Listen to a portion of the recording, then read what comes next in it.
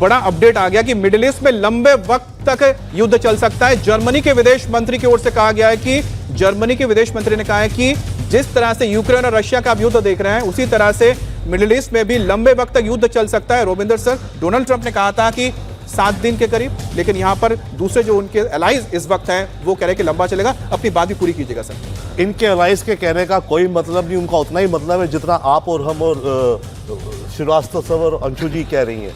इस समय जो जर्मनी की लीडर कह रही है ना, उसको भी उतना ही पता है शायद, क्योंकि डिसाइड करेगा ट्रंप, इनकी कोई नहीं सुनने वाला। बट कमिंग बैक, तो शॉर्टेज अमेरिकन साइड में भी एक कल रिपोर्ट थी वॉल स्ट्रीट जर्नल में कि इनके पास एक आध हफ्ते का पीरियड है अब खत्म करने का इस जंग को टाइमलाइन के हिसाब से, क्योंकि इनके इंटरसेप्टर्स बहुत गिर गए हैं नंबर्स में, राइट। तो ये सब दोनों तरफ चल रहा है। Now coming to the matter of proxies. Proxies वो इलाके हैं, वो लोग हैं जो कि जहां वो रह रहे हैं वहां पर वो कुछ अलगाववाद या अपना थे चाहते हैं।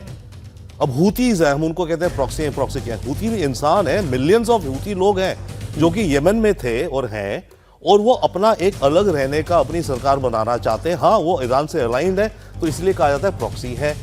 अब इधर हम हिजबुल्लाह है, हिजबुल्लाह एक नहीं 24 घंटे ईरान के लिए खड़ा है। हिजबुल्लाह के जो लोग हैं लेबनान में मिलियंस, और हिजबुल्लाह इलेक्ट होकर पार्लियामेंट में भी आया हुआ लेबनान की, राइट। वो अपने हिसाब से अपनी रविंदर सर, आपने लेबनान का जिक्र किया, देखिए तस्वीरें आ गई हैं, भगदड़ मच गई है। ये तस्वीर देखिए, लेबनान की तस्वीरें आ रही है जहां पर बेरूत में, ये क्योंकि शहरी इलाका लग रहा है क्योंकि सबसे बड़ा शहर है, और देखिए वहां पर ट्रैफिक जाम लगा है, लोग भाग दौड़ रहे हैं, लोग शहर छोड़कर आगे निकलने की कोशिश कर रहे हैं। अंशु जी ने भी थोड़ी देर पहले जिक्र किया था कि जैसे यहाँ पर लड़ाई शुरू होगी और फैलेगा तो रिफ्यूजी क्राइसिस शुरू हो जाएगी। अब देखिए कि यहाँ पर क्या हालत है, लोग जान बचाने के लिए, बेगुनाह लोग हैं, इनका कोई दोष नहीं है, बस इनका दोष ये है कि जहाँ पर लड़ाई हो रही है वहाँ पर वो मौजूद है। इनके जो नेता हैं, जो इनके रहनुमा हैं, जो इनके लिए जिम्मेदार हैं, वो लोग सही डिसीजन नहीं ले पा रहे हैं। और आप देखिए कि आम लोगों की क्या हालत है, कोई यहाँ पर कंट्रोल करने के लिए नहीं है, पूरी अराजकता का माहौल बना हुआ है। ये तस्वीरें हम लगभग कब देखते हैं, हमने हॉलीवुड की फिल्मों में देखा है कि अचानक यकायक लोग यहाँ पर भागने की कोशिश करते हैं, कोई हमला हो गया है। अब देखिए कि किस तरह से बेरूत में जो इजराइल की ओर से हमले होने शुरू हुए, उसके बाद से पूरा शहर इस वक्त जाम लग गया है। हर कोई अब घर छोड़कर आगे भागने की कोशिश कर रहा है। अब आप सोच रहे होंगे क्योंकि 50 गांव खाली करने के लिए बोले थे, वो इजराइल ने कहा था कि दक्षिणी लेबनान के गांव खाली करें, तो बेरूत से लोग क्यों भाग रहे हैं? देखिए, बेरूत में ही हिजबुल्लाह का हेडक्वार्टर है, और जो उसके टॉप लीडरशिप थी उसे इजराइल ने बेरूत में ही मारा था।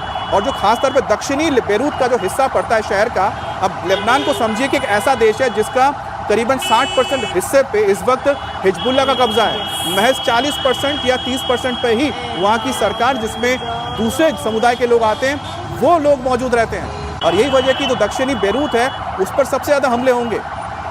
ये जो अब हम तस्वीर देख रहे हैं ना अमित, ये आतंकवादी संगठनों को, जिनको हम प्रॉक्सीज कहते हैं, जो अभी रॉबिंदर सर बात भी कर रहे थे, मेरे लिए प्रॉक्सीज का मतलब आतंकवादी संगठन है, चाहे वो हिजबुल्लाह हो, हूतीज हो या हमास हो। क्योंकि 7 अक्टूबर को जो इजराइल पे हमला करके 1200 महिलाएं और बच्चे मारे थे, वो हमास ने एज ए टेररिस्ट ऑर्गेनाइजेशन मारे थे। अभी वही स्थिति है। आतंकवादियों का एक ही मकसद होता है, पैनिक की सिचुएशन क्रिएट करना, और यही क्रिएट करना चाह रहा है ईरान भी अपने आसपास हमले करके। बिल्कुल, ये बड़ी खबर आ रही है, ईरान का कोनारक बेस पूरी तरह से तबाह हो गया है। ये बड़ी खबर आ रही है, कोनारक का बेस, ये जरा तस्वीरें थोड़ा सा और जूम आउट करके हम दिखा पाए तो आप समझ पाएंगे कि देखिए जो बेस है ये दरअसल नेवल बेस है। ये नेवल बेस पूरी तरह से खत्म कर दिया गया है, और इसका जिक्र अगर आपको याद हो, डोनाल्ड ट्रंप ने किया था कि हमने ईरान के 9 जहाजों को डुबो दिया, हमने 9 जहाजों को तबाह कर दिया। तो आप देख पा रहे हैं कि ये तस्वीरें हम आपको दिखा रहे हैं, कोनारक बेस, ये सैटेलाइट इमेज आई है जिसमें आप तबाही का मंजर देख पा रहे हैं। ईरान का कोनारक बेस पूरी तरह से तबाह कर दिया गया है, और यहां पर आपको धुआं उठता हुआ नजर आ रहा है, काला धुआं नजर आ रहा है। और ये नेवल बेस है जहां पर ईरान की नेवल शिप्स यहां पर मौजूद थी, और यहां पर किस तरह से जहाजों के ऊपर हमला हुआ था। अमेरिका ने क्लेम किया है कि 9 जहाज हमने गिरा दिए, तबाह कर दिए, यानी कि वो समुद्र में डुबा दिए गए हैं, और इस तरह से पूरी ईरान की जो नेवी है उसको खत्म कर दिया जाएगा। तो इस वक्त बड़ी खबर हम आपको दिखा रहे हैं, किस तरह से कोनारक बेस की तस्वीर आई है, सैटेलाइट इमेज में हम आपको तस्वीरें दिखा रहे हैं, पूरी तरह से इसे तबाह कर दिया गया है। और ये जो तस्वीर सामने आई, ये बात बताता है कि अमेरिका की जो स्ट्रैटेजी है इस वक्त, वो धीरे धीरे ईरान को हर तरह से खत्म करना है। लेकिन कोनारक बेस आपको बता दें चाबार के बेहद ही करीब है, चाबार के बेहद ही करीब ये बेस है, यानी कि जो ओमान की खाड़ी है अरब सागर के ठीक ऊपर जहां मौजूद है इस वक्त अब्राहम लिंकन और साथ ही जो उसका जो पूरा बेड़ा मौजूद है उसने हमला किया था। अब तेहरान के ऊपर फाइटर जेट्स की तस्वीर हम आपको दिखा रहे हैं। देखिए तेहरान के ऊपर फाइटर जेट हैं, जब तस्वीरें देखनी पड़ेंगी।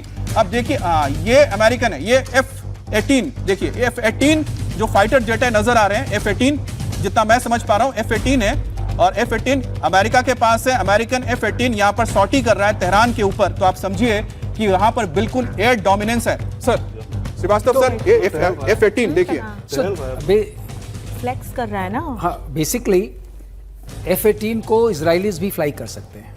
सो पहला पॉइंट ये है। बट जहां तक सवाल है F-18 का होने का, ईरानियन एयर स्पेस के ऊपर complete and total control US और इजराइल का है। It's a given fact. वो जा सकते हैं, आ सकते हैं, जो चाहे वो कर सकते हैं। एक तरीके से आप समझ लीजिए वो it's like a space park for them, whatever they want to do they can do. आपने एक बहुत अच्छी बात की थी जब हम ब्रेक में बात कर रहे थे कि इनके जो मोस्ट ऑफ द लॉन्चर्स हैं और जो मिसाइल सिटी है वो वेस्टर्न फ्लैंक में है। बिल्कुल ईरान के वेस्टर्न फ्लैंक में क्यों रखा है? क्योंकि वहां से इजराइल की डिस्टेंस कम होती है, इनको अपने एरिया में कम चलना पड़ेगा। ये स्ट्रैटेजी थी। अब आप देख रहे हैं सारे अटैक्स भी वहीं हो रहे हैं। बिल्कुल। तो अब अगर आप देखिए किस सिस्टमेटिक तरीके से हो रहा है, जैसे जिस कोनारक नेवल बेस को अटैक किया है, इसका मतलब नेवल कैपेसिटी जो स्ट्रेट व हॉर्मुज को अफेक्ट कर सकती थी उसको डेसिमेट किया। बिल्कुल ठीक है। अब वहां पर उनके बेड़े भी खड़े हैं, एयरक्राफ्ट कैरियर खड़े हैं, साथ का जो उनका फ्लोटिला होता है पूरा खड़ा है।